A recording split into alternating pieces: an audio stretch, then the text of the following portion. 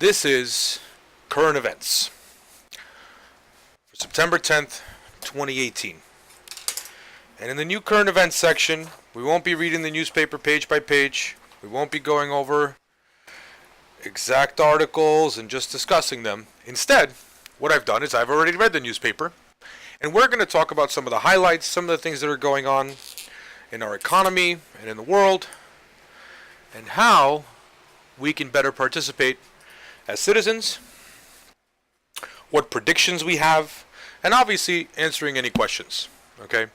So, the first thing is pretty interesting news about Alibaba. Jackie Ma is stepping down. Jackie Ma is stepping down. Now, Jackie Ma is the founder of Alibaba. For those of you that don't know, Alibaba is a major Chinese company. Well, I guess they're a major international company now. And what they did was they basically created an Amazon for suppliers. An Amazon for suppliers. So what that means, and you can get on Alibaba.com yourself and take a look, or you can get on their other site, AliExpress, right? And we'll talk about the difference between the two. So Alibaba links factories and producers, right? Farmers, etc. Whoever is producing goods to individuals, mostly businesses, but sometimes individuals depending on what you want to buy in bulk. And what you can do is you can buy in bulk directly from those factories. So what that means is rather than buying one pair of sneakers, you can buy 200 pairs of sneakers from a factory halfway across the globe, and they will get it shipped to you. This is pretty amazing because if you wanted to start a business in the past, you'd have to find suppliers. So you'd have to go out and you'd have to search for individual people. You'd have to search for large companies that were willing to help you out. What AliExpress does is it allows these factories actually to sell individual units. Individual units. Now, it's not always individual units. Sometimes it's 5. But the point is it's for personal consumption. Personal consumption, right? So the top is for business consumption, the bottom is for personal consumption. And what you can imagine happens is when you're able to source from a factory, let's say, so we used Alibaba when I was producing yogurt, Alibaba. We used Alibaba when I was producing yogurt to source flavors. And so we could source flavors from around the world. Some of them were organic, some of them were not organic. Some of them were very rare to find in the United States in any kind of amount. But what it allows you to do is allows you a great deal of flexibility. So that's Alibaba and AliExpress. Now, what is happening with Jackie Ma stepping down, right? So first of all, what we know so far is that he's stepping down in 1 year. He's stepping down in 1 year, okay? Now, the reason he's doing it is company maturity. Company maturity. So every company goes through a maturity cycle. Basically, if you can imagine, this is maturity. This is maturity. And this is time. Over time, companies become more mature. And what that means is, so as startups, they're kind of trickling along here in maturity, and then it rises pretty steeply and levels out again. And what happens in this interim is here, you're testing the business idea, right? So you're testing the business idea, you're understanding your market, you're growing, and so on and so forth. This is explosive growth over here, right? And this tends to happen to most startups that eventually become mature. And the reason is they reach global reach, they reach new customers, they reach some level of fame, whatever it is, they reach some threshold. But after they've reached that threshold, they enter a stage of maturity. And this is a stage of maintenance. Basically, you've reached almost all the customers you're going to reach, right? And for the most part, you cease innovating in some product lines. That doesn't mean you cease innovating altogether, but it does mean that you cease innovating in some product lines. And so, this enters a stage of maintenance. Now, this is actually an important and critical factor. Not all leaders are good for maintenance. Not all leaders are good for growth.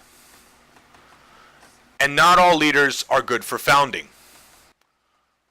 Right? And the reason being is that certain leaders are better. So in a founding experience, you have to be very nimble, very quick. You have to make fast decisions. You have to pivot quickly, right? You have to keep doing those things. In growth, what you're looking for is you're looking for to exploit your channels, right? Exploiting your marketing channel, exploiting your way of reaching your customers, right?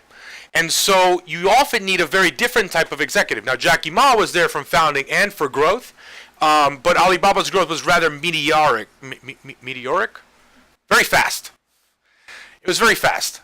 And so now Alibaba has reached a stage of maintenance, right? A stage where they're not really going to grow in their main product lines. They're going to continue to innovate and do some things because they are a tech company, but there's no longer anything left to do. And so this is actually perceived as a rather positive decision by Jacky Ma because investors want someone that's going to be a little bit more conservative with existing product lines and going to be able to do regular things, right? So investor reactions are positive. As a matter of fact, this was very much expected since Jacky Ma has been hinting at it for some time, hinting at wanting to pursue new ventures and try new things. So, the question then becomes, where is Jacky Ma going? Right? The question then becomes, where is Jacky Ma going? Where is he headed with his work, right? And Jacky Ma, and this is something I didn't know, but Jacky Ma is a former teacher. Jacky Ma is a former teacher. And so he has said that he wants to pursue philanthropic goals, or philanthropy, which is giving money back, giving services back, basically giving back to his community and the world at large in education, which is very exciting, right? It's one of the things that I believe personally is going to most move the needle for humanity, right? So if we think about human progress, or if we think about just about any metric, quality of life, opportunity, social mobility, all of those things are directly impacted by access to education. And it's one of the reasons I do what I do, right? So that's a very exciting thing to hear, that Jacky Ma will be returning to bring large-scale solutions, hopefully, to education. All right. So currently, Alibaba is involved in the following businesses, right, or in the following markets. Right? And it's important to consider this because when a company reaches maturity in one of these markets, or when several companies start reaching maturity, we start seeing industry maturity, right? So e-commerce, and you can largely say that we've reached maturity here between Amazon and Alibaba and a few others. Cloud computing. This industry hasn't matured yet, but we are seeing companies that are becoming more and more established and ingrained. Entertainment. Arguably an industry that was already very mature, but the distribution of entertainment has changed quite drastically. Mobile payment networks. So this is something that has matured, or this is something that is maturing in developed nations, but that is still coming aboard in developing nations, right? So the important thing here is that the majority of developing nations skipped a few technologies. And what they skipped was they started out with cell phones. Rather than having computers or laptops or tablets, they started out with cell phones. And the reason is, well, for one, computing power on cell phones is pretty powerful, and two, it is affordable to get into it, right? The other two industries that they're involved in is quantum computing, which I'll tell you honestly, I know very little about, but I imagine will be a sector of the future since so many people are involved in it, and artificial intelligence, right? Which I've seen very popular examples of, I've seen applications of, and I think is also something in the future. So these two are going to be their continuing sectors for innovation, right? Whereas these are going to be falling under the maintenance. And it's easier to see now, based on what they're involved in, why Jacky Ma is exiting. Right? So he's exiting because really the foundation of Alibaba was e-commerce, right? They entered cloud computing and entertainment because they had basically the cash to do it, and they entered mobile payment networks by copying what already existed, right? So that's that. Now,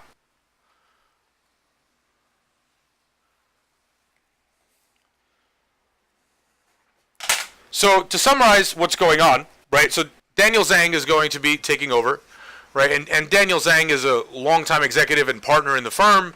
He's responsible for a lot of the innovation. He's responsible for a lot of the large initiatives. He's responsible for a lot of the marketing. So investors are generally confident about Daniel Zhang, right? And Jack Ma himself said that the company no longer relies on individuals. No longer relies on individuals. Instead, the company now relies on culture and process. And this is another sign of maturity, right? Most startups, most early companies, most growth companies rely on individuals. So one or two people can make a massive amount of difference, right? A group of people can make a massive amount of difference, right? Someone like Steve Jobs could make a massive amount of difference within a company up to a certain point, right? After a certain point, there's no longer anything there, right? So Jack Ma may have had an exceptional accountant or exceptional marketing people, right, that made a huge difference. But now we've transitioned more to culture and process, right? And this is probably the biggest indicator of a company's maturity, right? So that's the news on Alibaba.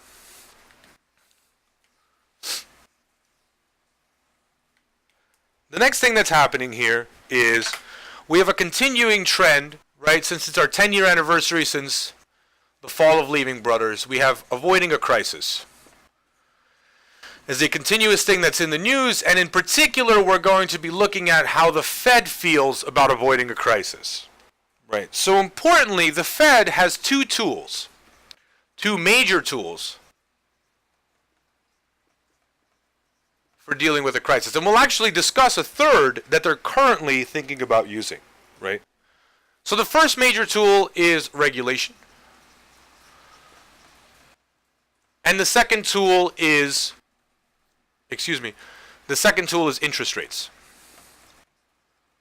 So in order to prevent the economy from overheating, usually the Federal Reserve will increase interest rates over time, right? Now this is very broad. This is very broad, and it can have rippling side effects across the economy that are unintended most of the time by the Fed.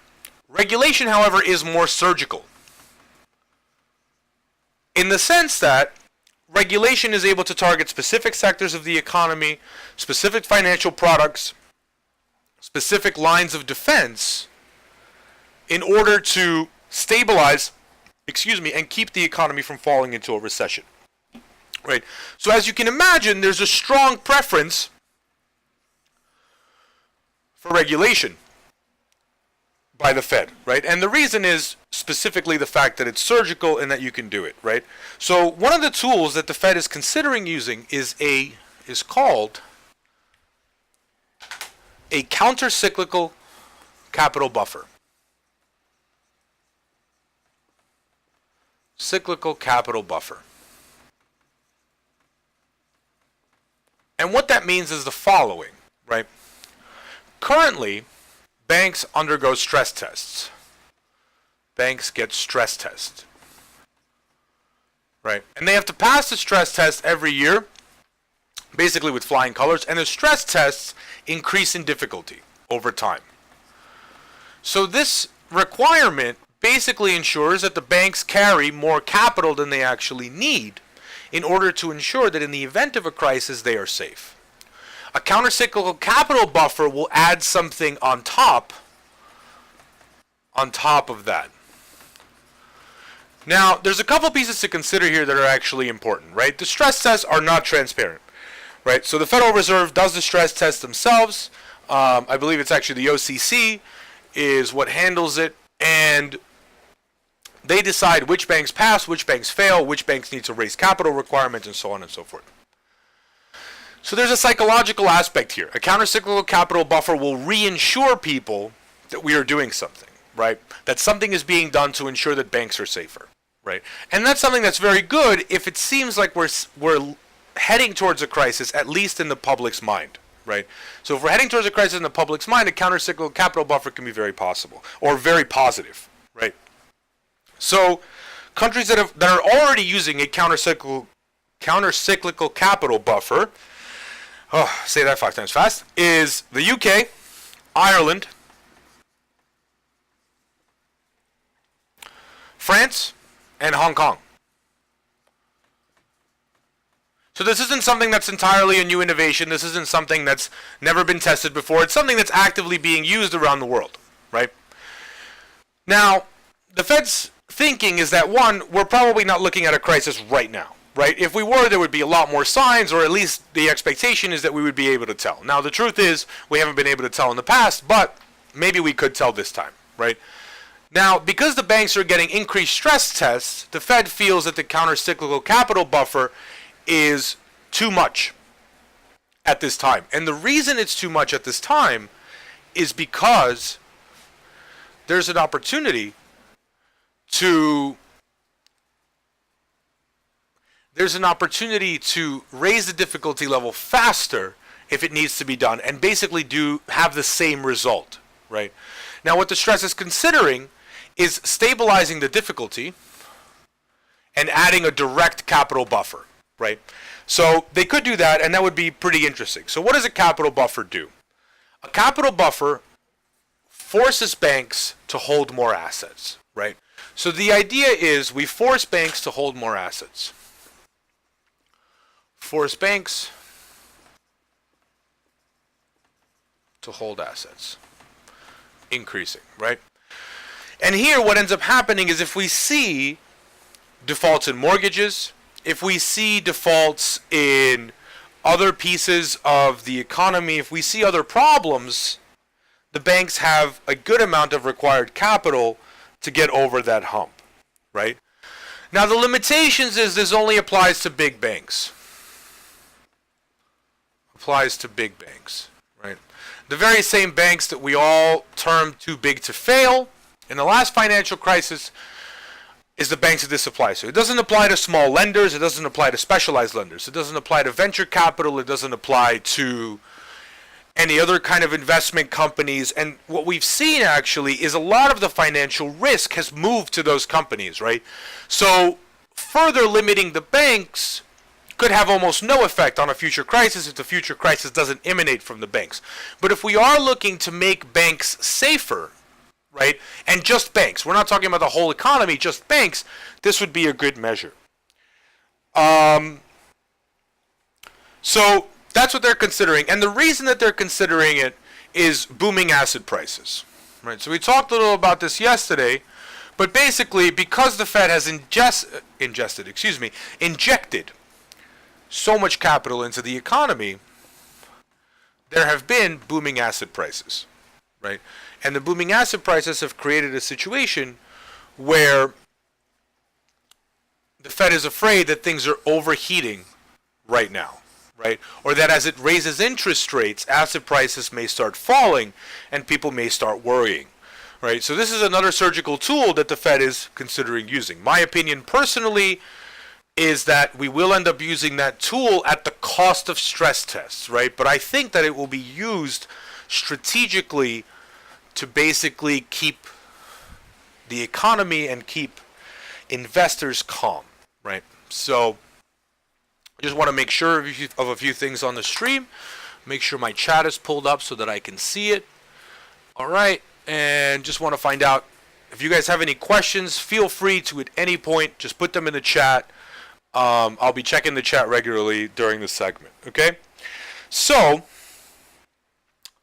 we have some news in tech. Tech's been getting some regulatory attention, right? So we have Google, Facebook, and Twitter. Now, this isn't the end of tech, right? This isn't like all of it combined, but Google, Facebook, and Twitter are kind of major players, right? And so, State Attorney General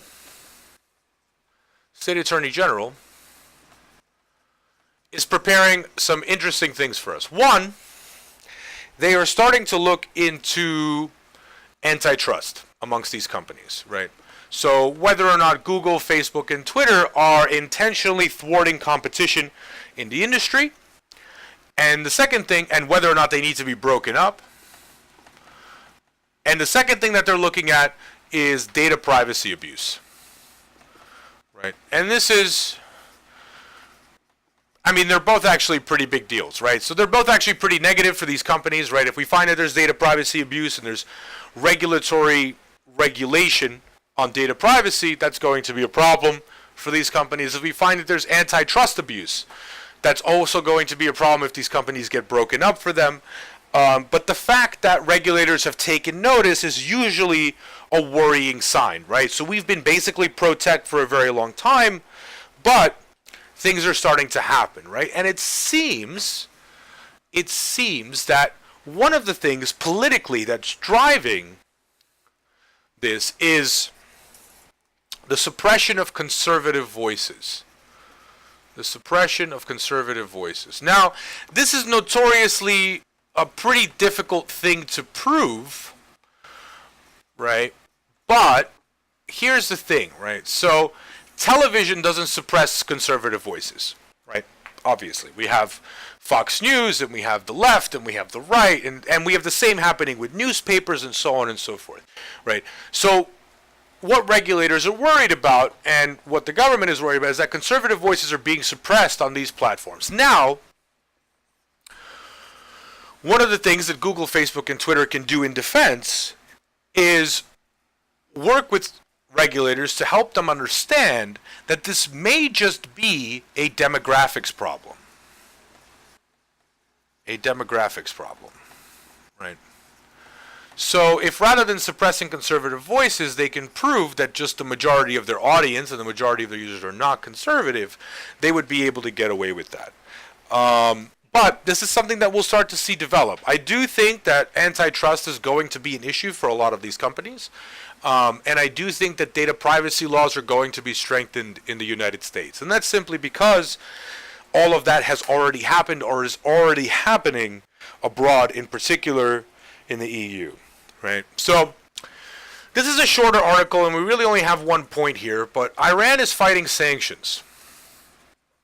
And this is something I wasn't aware of. So for those of you who don't know, sanctions are imposed usually on a government that's making the world stage upset, right? Whether it's developing nuclear weapons or, you know, amassing firearms or making belligerent threats or mistreating its people, whatever it is, we impose sanctions. And sanctions are really like economic warfare. Economic warfare, right? So, for example, right, if you introduce a sanction on a nation that has low access to a staple grain, like wheat or rice, right, and you introduce a sanction that limits that, you could cause riots, right? You could cause riots to spring up. If you limit things like firearms, if you limit things like their ability to immigrate, their ability to travel, their ability to supply their businesses with capital, whatever it is that you're limiting, you are trying to target and basically hurt the opposing economy. And hurt the economy, right? So this is likely the least bloody form of warfare, and therefore has been the preference worldwide after the horrors of the last few wars. Now, the way Iran is fighting sanctions, and I wasn't actually aware that this is possible, right? But basically, there's a company called the Iran Foreign Investment Corporation. Investment company. Now, there wasn't direct disclosure of who it's owned by, but some journalists did some investigations, and it is owned by the Iran government. And at this time, the fund operates in 22 countries. And what it has, or what it's opened, is it's opened a special fund for $5 billion. $5 billion to circumvent sanctions. Circumvent sanctions. Now, this is actually pretty interesting because the sanctions are based on political lines, right? And businesses have the opportunity to operate internationally, right? So since businesses have the opportunity to operate internationally, what's happening here is that Iran is able to skirt these issues. And we'll likely see some sort of retaliation to this, right? Whether it's new laws or new limitations on capital or whatever it is, right? This is likely going to be thwarted, right? And we're probably going to start, now that this is kind of out and in the open and in the public eye, we're probably going to start noticing other countries that have been circumventing their capital restrictions through similar investment vehicles, right? So that's just something to pay attention to going forward, an interesting little tidbit about something I learned in sanctions in general. Hey, welcome to the chat. Welcome to the chat. Okay, so the next thing is we're stepping back to tech, and we're going to a legal battle between Google and the EU over the right to be forgotten. The right to be forgotten. So recently, the EU ruled in the favor of its citizens and basically enforced that Google has to give them the right to be forgotten or the opportunity to delete any data related to their name. Right? So if I Google my name, if I Google my friend's name, if I Google my coworker's name, they are able to remove certain search results that are related to his name. Right? So Google is appealing this decision. And they're appealing this decision on some interesting grounds. Right? They believe that it encourages nations to assert their sovereignty beyond their border.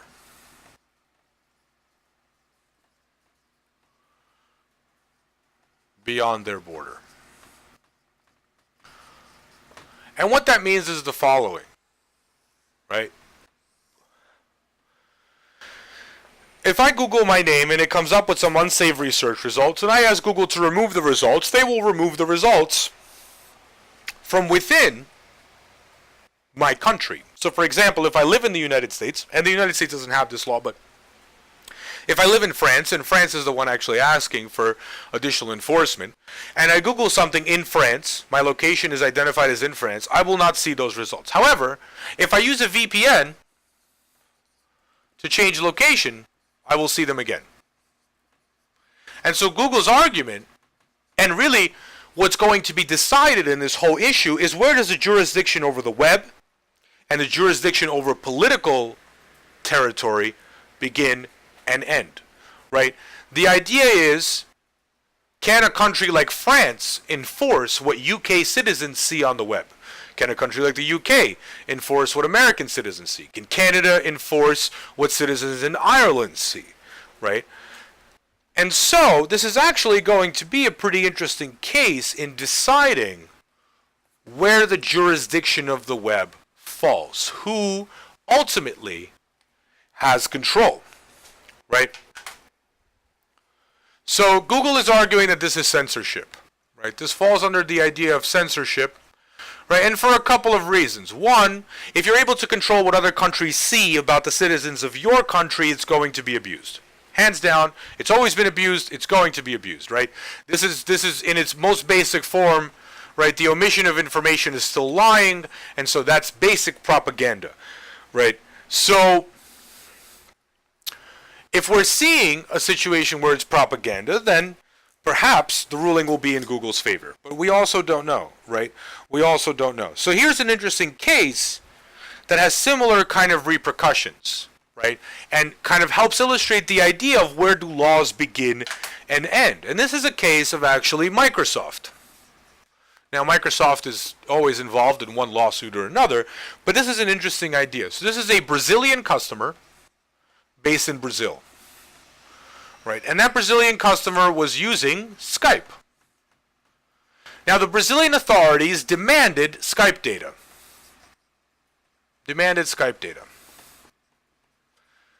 They even detained one of Microsoft's executives in Brazil over this case. But Microsoft didn't share the data. And the reason is the following. The data was stored in the U.S. And the U.S. does not allow the sharing of data with other foreign governments. Oh, excuse me, got a little tilt there. And the U.S. does not allow the sharing of U.S. data with foreign governments without a formal process. And so they were able to block this decision. But this is an interesting thing because this is a Brazilian customer, right? This is a person in Brazil, right? That has to follow the laws of Brazil.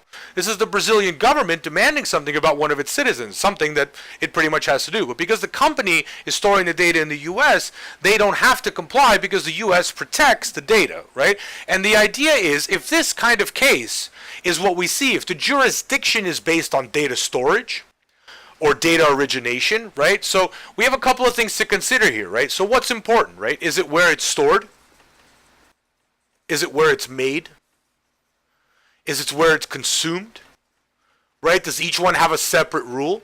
Because if the question is where the data is stored, right, then inevitably some country will become a safe haven for data where we will build huge amounts of data centers that has the best protection for where it's stored. If it's where it's made, then a country only has jurisdiction over the data that's made in its country and not anything made outside, right? Which means it may get a distorted picture of the world on the web, right? Or if it's where it's consumed, that might be a different story, right? But no matter where we rule, Google and other internet companies are in a difficult position because it's very difficult to oblige. So one of the things that Google is concerned about, right? So we talked about manipulation, and in particular, when it's related to names, what we start to think about in the EU is public figures, right? So these are people like politicians, celebrities, people in the news, whatever it is, but public figures can manipulate what is seen about them and hide any negative press or negative news that they receive, right? This tends to be, easily abused. So Google is not happy with that. But Google's idea is that it is the burden of the regulating nation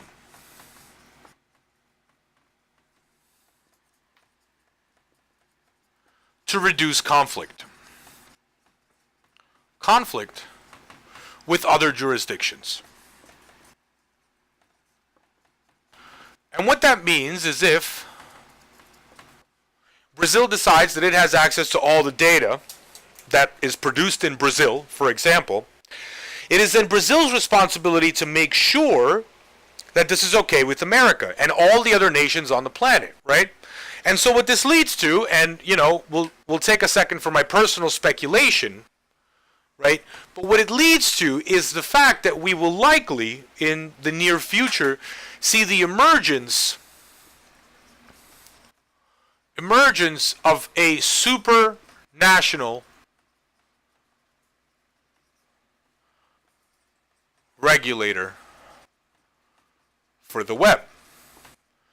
Now, we'll see how this is organized. This is obviously fraught with abuse and may not be liked by a lot of people and a lot of companies, but this appears to be the only solution that isn't patchwork. So for those of you that don't know, supranational means it does not belong to a specific nation, right?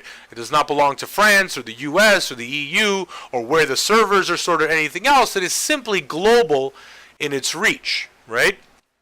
So we'll see what happens, but that's my personal kind of opinion on where that's headed, right?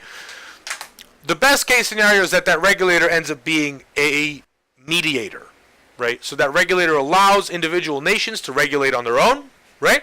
And ends up being the mediator and overall rule setter, right? So similar to how the states function where they're able to govern themselves and the federal government has some effect on the states and can tell them what to do in edge circumstances, right? So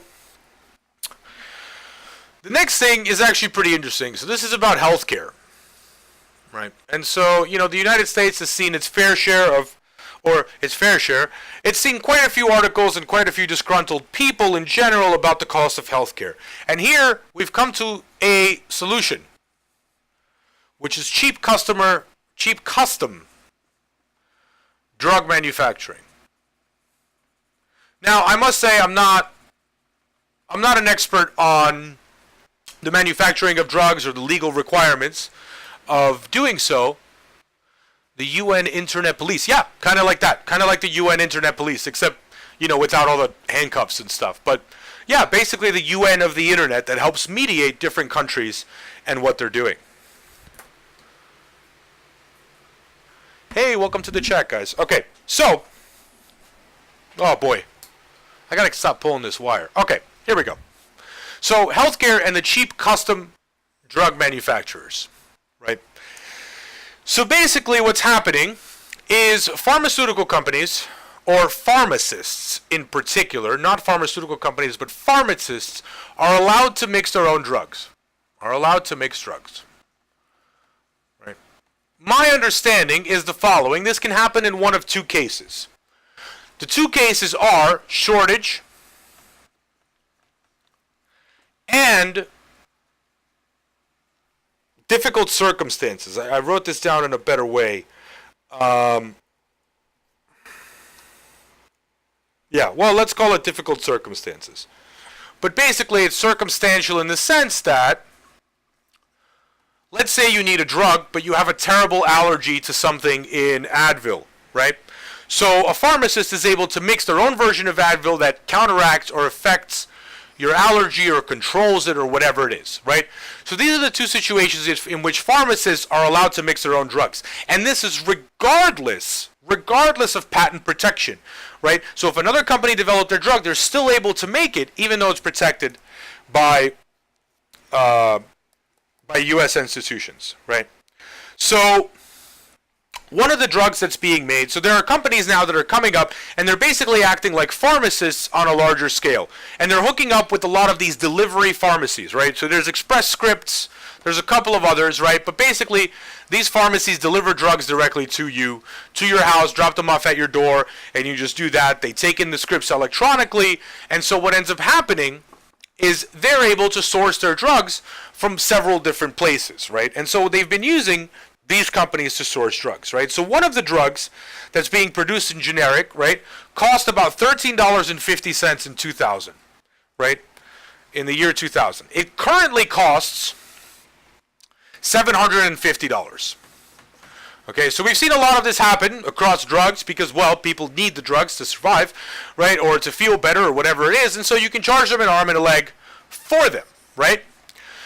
The generic pharmacist that's putting together these drugs is charging $1. This is massive, right? This is massive. We're talking about 750 times less for the drug for people. Okay. Now, obviously, this is going to run in quite a bit of regulatory issues, right? So, first of all, the FDA has already said that price isn't listed under these factors, right? So just because something is expensive, it doesn't mean it should be custom produced all the time, right? The second thing is the Federal Reserve fears that it will undermine pre-market approvals, right? So these companies, importantly, don't have to go through any kind of approval or regulatory process, right? So it can undermine, I mean, they need licenses to be pharmacists, but that's it. So it will undermine regulatory approval. So basically, if you can do this, why would you ever go to a regulator, right? That's what they're saying. Or that's what the drug companies are suing and trying to get them to actually verbalize and put on paper, right? So, besides the special cases and the shortages, there's another drug, right, for example, for Wilson disease,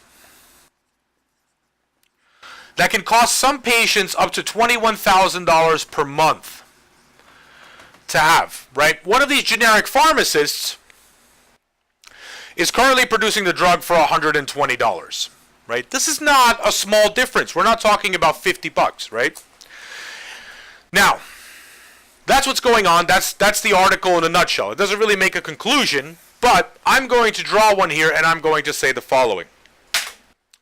I'm going to say that circumstantial is going to be ruled out, right? These people don't have allergies.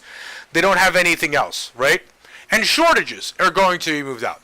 But I'd like to consider the two together. And this is what I think these pharmacy companies will argue, right? If you make $5,000 a month, which is not a small income at all, right? That's $60,000 a year. But a drug costs $21,000. That, I think, constitutes a shortage. And your financial situation constitutes a circumstantial scenario, right? So the idea is these companies could get away with it because of the skyrocketing prices, right?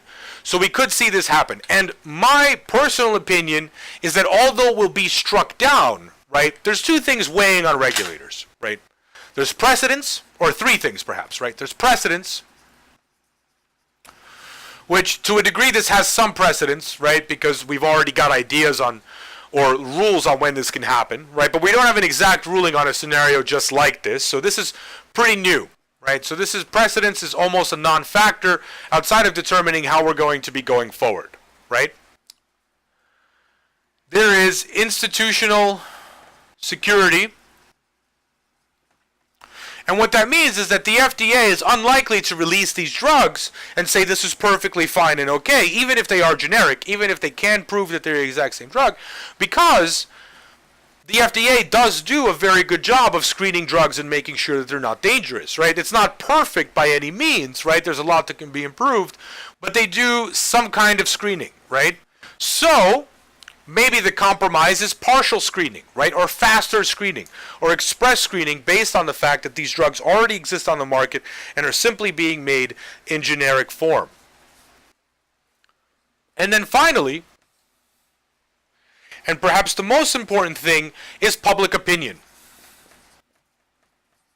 And this is going to be the toughest, if not an impossible hurdle for them to get over. Because the first candidate that runs on the fact that they will legalize this is going to win public opinion, right? And whether or not they're able to do it, they're going to keep winning public opinion on this term, right? And so eventually it will pass simply because people need access to pharmaceuticals, and people need access to inexpensive pharmaceuticals. And what this has proven is there is a way. There is a way to do this. And since there is a way to do this, eventually it'll be done. So my opinion here is the cat's out of the bag. No going back on this one. That's it. It's happened, and eventually it will be the norm, right? Next, okay, so this is a two last short notes, right? Short notes, but things that we should be kind of keeping in mind for what's going on, right? BlackRock and Fidelity, two major investment companies. BlackRock and Fidelity are two major investment companies, right? Both have posted massive losses. Posted losses, right? I believe the loss amounts were 4% and 8%. Oh, excuse me, 8% and 4% respectively, right? In China. Now, this is going to be something we're going to continue to follow because China seems to be winding down its exposure to interest rates. China seems to be winding down its abroad investments. China's stock market seems to be taking quite a hit. Chinese major tech companies and so on and so forth have been divesting a large amount of capital. So perhaps there's something that they know that we don't know, right? And the opaqueness of the economy allows for that speculation to exist, right? And the second thing is that rising wages are increasing inflation, right? Rising wages are generally positive outside of increasing inflation,